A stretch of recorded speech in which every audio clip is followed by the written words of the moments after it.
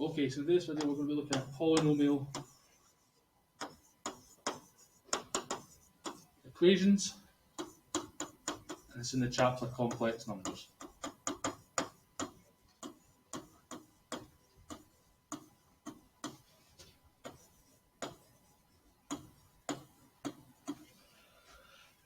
Okay, so we're just going to go straight into an example and show you how complex numbers can become part of solving and finding roots of polynomial equations. Okay, so the first step you'd have done last year as part of the higher course, we're going to use synthetic division. Okay, so we're going to show that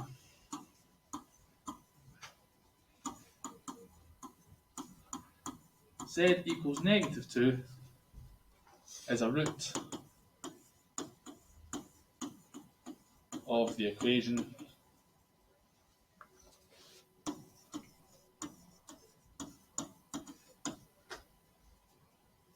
z cubed minus 2z squared plus 5z plus 26 equals 0. Okay, and we'll solve this equation completely.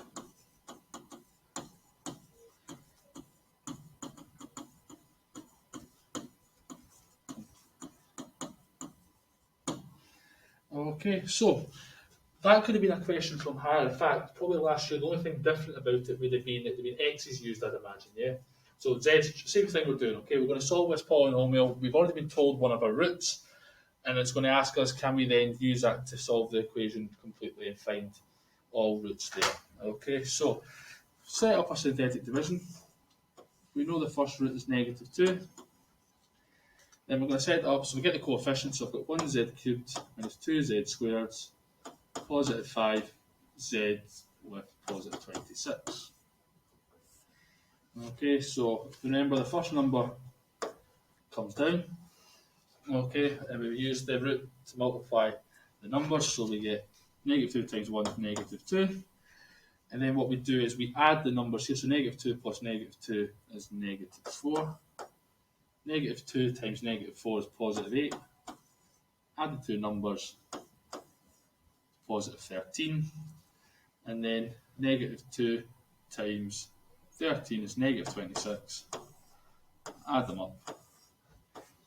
And we get a 0. Okay, we box that off to show that that's what we expected. So since there is no remainder,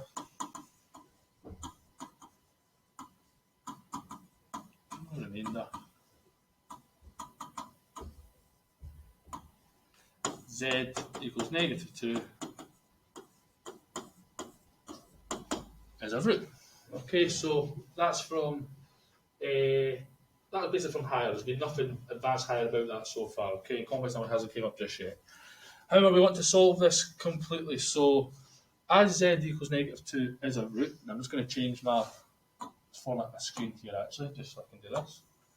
Make it a bit bigger. So since z equals -2 is a root, therefore I can write the question as z cubed minus 2z squared plus 5z plus 26 equals 0. Okay. In fact, I want to take that equals 0 out. That was what the question was. But I can rewrite that as z plus 2. And then, well, coefficients down here tell me that I'd have z squared minus 4z plus 13. So do you all remember that step from higher last year, yeah? Okay, cool. So now what I want to do is I want to try and see if I can find the roots of this here. So the remaining roots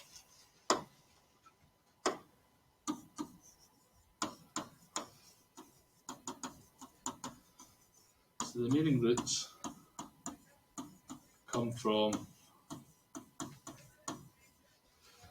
z squared minus 4z plus 13. Okay, so that's where I want to try and find my next roots. So that being said, if I do the quadratic formula, so a equals 1, b equals -4, c equals 13. Well, if I check b squared minus 4ac's first, which is always what you do first, that's going to be negative 4 squared, take away 4 times 1 times 13. So that would give you an answer of negative 36.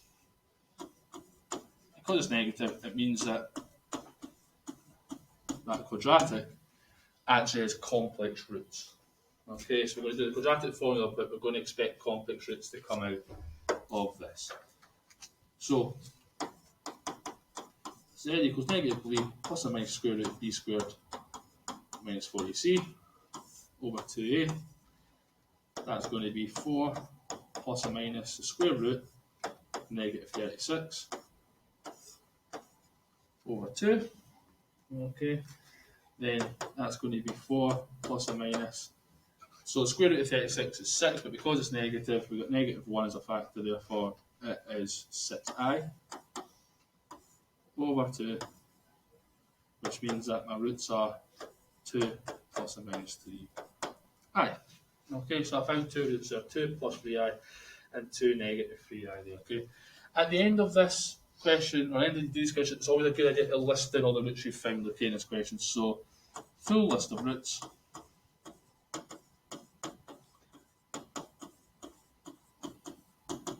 Okay, so z equals negative 2, z equals 2 plus 3i, and z equals 2 minus 3i. Then you can put that in a wee box like that there. Okay, so last year that wouldn't have been an example because it had, well, at that point you didn't know that has no real roots. Okay, whereas we can now find the complex roots there of that polynomial. Substituting that into the equation above, okay, either one of these at one time would still make that polynomial equal 0. Okay, so it is a root. We're okay with that? So does that make sense how we can find complex numbers can be part of roots of polynomials as well? You okay with that? Okay, so that's like the first thing. So there's a couple of things that I'm going to read off to you just now. Okay, so that's just an example to explain about what we're doing today.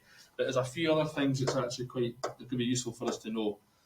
So if f of z is a polynomial,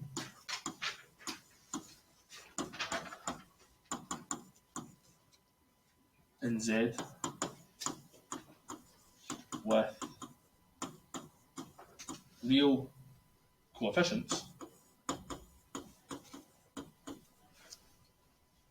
then the roots of the equation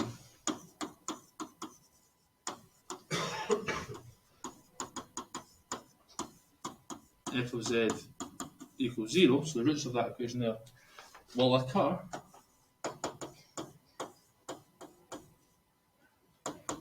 in conjugate pairs.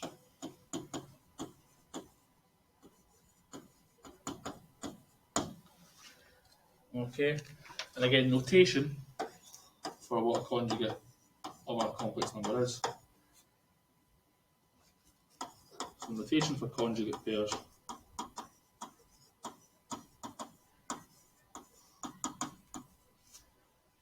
is, well, if I've got a complex number z that's a root, therefore that's z, and then the conjugate of z is z bar. Okay. Now, that shouldn't be a surprise with that last question we found, because what we found is two complex numbers that are roots to that, and they're both conjugates of each other, so therefore it's the same number in the front and the same imaginary part, just with the signs interchanged. Okay, so it's 2 plus 3i, and the conjugate of that would be 2 minus 3i there. Okay, so that's actually an example of how you've already seen that, but that is actually true. So if you know that your polynomial and you're trying to find roots are all real coefficients, okay, but you know one of your roots is a complex number, then the other or another root must be its conjugate. Okay, so you actually can get the second one almost for free using that.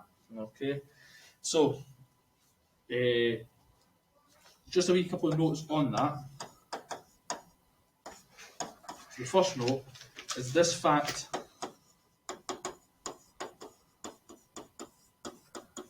often allows us to solve polynomial equation completely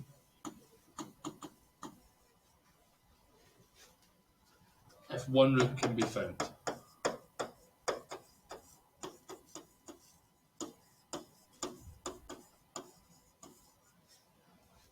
Okay. I'll write in bracket or is given to you. Okay, because they might tell you that complex numbers are root straight away. Okay, they might be able to tell you that in a question. Therefore, if they do tell us that, we can know that the conjugate's also one. So you've actually got two to start off with. Okay. Second thing about that is the polynomial. For this to happen, for this to be true, the polynomial must have real coefficients.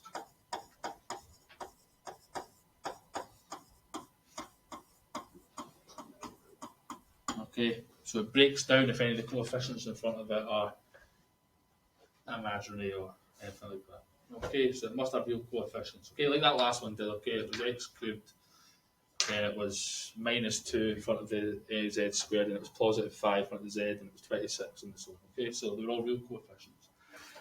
So we're going to look at an example where we can use these facts here. Okay, use these information to help us out. Are we okay with that so far? Okay, so you've actually seen an example of that, but because it wasn't given to us straight away, we didn't know that's what was going to happen. But now we can put this in action. Okay, so we'll look at example 2. So example 2, given that z equals 2 plus 3i is a root of the equation z to the power 4 minus 6z cubed plus 26z squared minus 46z plus 65 equals 0. Okay. Now we know with a polynomial of this size we're expecting 4 roots, aren't we? Okay, because it's z to the power 4. But we know one of them straight away, z equals 2 plus 3i is a root. Okay, so if I substitute that into that equation, that would give me 0 back out. Okay, it is a root. So we're still part of the question, so we're going to write down another root and hence solve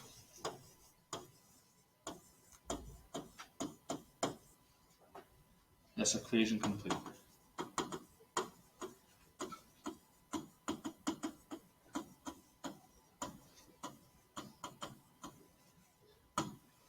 Alright, so we're going to write down another root and then solve the equation completely. So, solution here. So what we'll do is we'll let f of z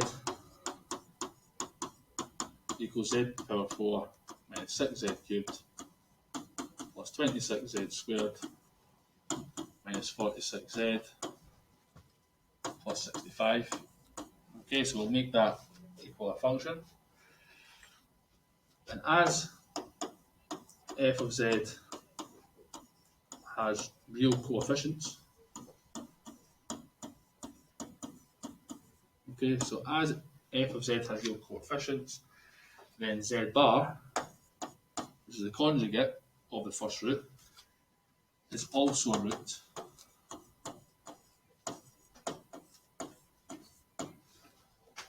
i.e.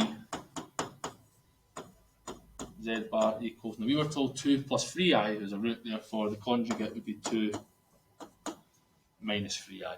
Okay, so therefore that is also another root of this equation. Okay, so we've actually got 2 roots given to us. So if z equals 2, both plus and minus 3i are roots,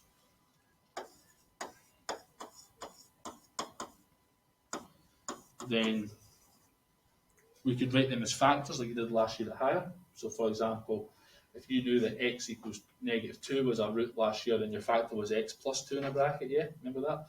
We can do the same thing from here. So then z minus 2 plus or minus 3i, like that there. Okay, so if you take off your both roots there, they're also factors.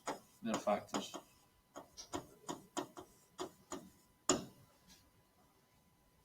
Okay. So what we'll do is we're going to put both our factors together. So if we do them one at a time, so the first one would be z minus 2 minus 3i, like that there. Okay. And the other one would be z minus 2 plus 3i. So I'm going to do that like that. Okay, so I'm writing my factors like that. Now what I'm going to do is I'm going to sort of bracket these in a certain way so that I sort of keep the real and imaginary parts together now. So I'm actually going to put a bracket around the z minus 2.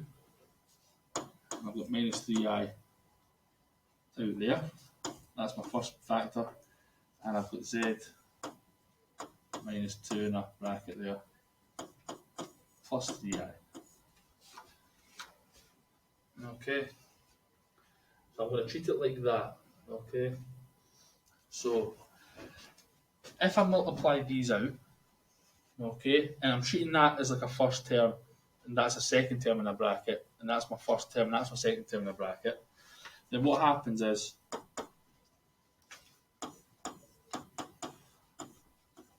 well, z minus 2 times z minus 2 is z minus 2 all squared. Okay. Minus 3i would hit that z minus 2, but then I've got a positive 3i hitting that z minus 2, therefore, because they're positive and negative, they cancel, they'd vanish. Then my last term would be negative 3i times positive 3i, which is negative 9i squared. Okay. Now, remembering the rule that I squared is the same as negative 1, because I is the square root of negative 1, so if you square it, you get negative 1 there. So if I multiply this out here, that's going to give me z squared minus 4z plus 4. Then here, negative 9 times I squared. Well, if I squared is negative 1, negative 9 times negative 1 gives me positive 9, like that. So I'm going to get z squared minus 4z, positive 4 plus 9 is plus 13. Okay. What I'm going to do with that now is, so I've actually used both my factors here to multiply them together to get this quadratic out. Okay. What I'm going to do is I'm going to divide this. I'm going to divide my function, my polynomial that I had to start off with, by this quadratic here. Okay, because I know what the roots are for these ones here anyway. Okay, so I want to find what would still be left in that polynomial if I divided by it. Okay, so I'm going to do that just now. So using division,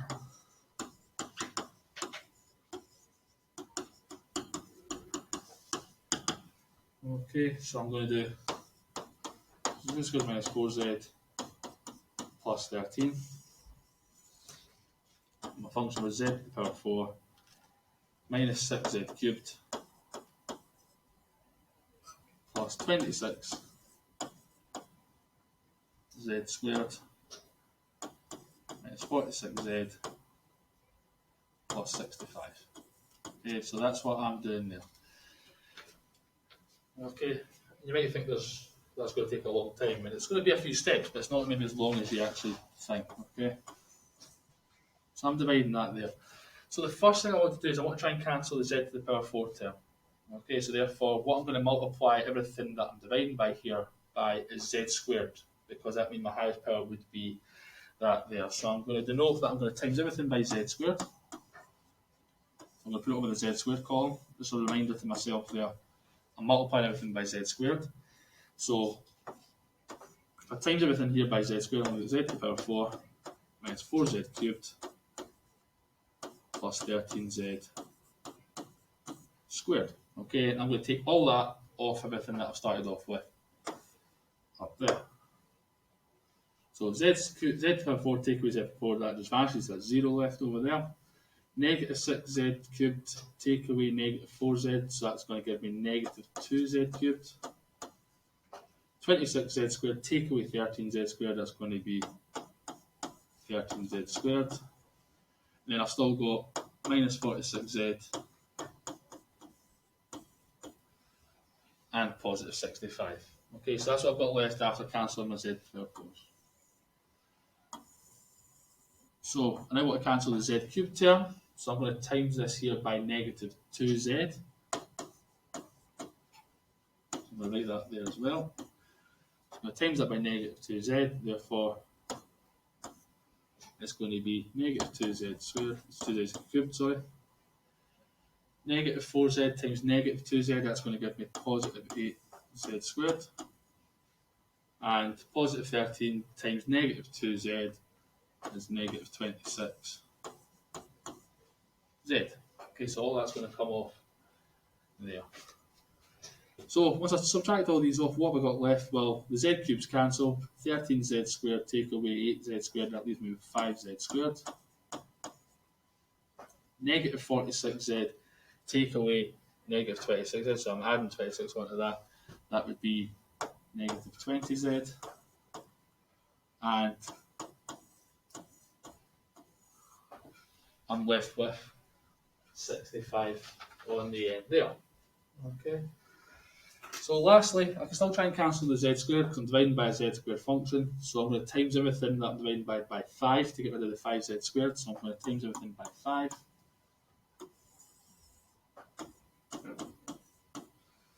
So therefore, I'm going to subtract off, if I times everything by 5, 5z squared minus 20z plus 65, and you'll see everything would cancel, and I'd be left with 0. Okay, everything would end up vanishing there. So therefore,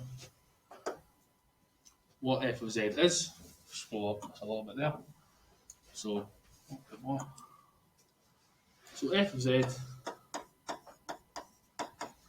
my function that I had. Well, it was my first quadratic that I got out after knowing my roots and doing my factors, which was z squared minus 4z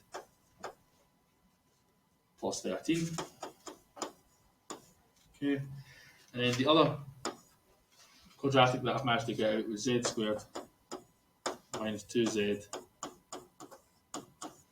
plus 5. Okay, so that's what I've got as my two quadratics there. Okay, so that one we got again by multiplying my two factors together, my two roots together effectively. Then we divided it to find this quadratic I've got left. Okay, so that's what I've got up here. Okay with that step there? So I know it's quite a long step, we've not done division for a wee while. Okay with that? Okay, so we're not quite finished yet because we know the roots for here. We now want to try and see if we can get the roots for that second quadratic there. So let's push that back up. So if I think about z squared minus 2z plus 5 equals 0, therefore a is 1, b is negative 2, c is positive 5, b squared minus 4ac, so that's going to be negative 2 all squared minus 4 lots of 1 times 5. That's going to be 4, take away 20. So it's negative 16, which means I've got another pair of complex roots.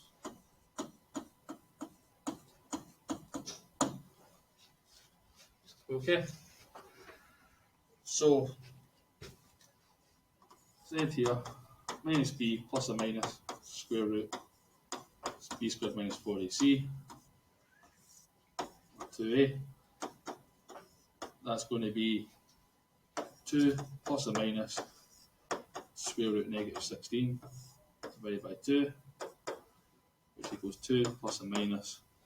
Okay, square root of 16 is 4, so that's going to be 4i over 2, which is 1 plus or minus 2i. Okay, so what that means is that my full list of roots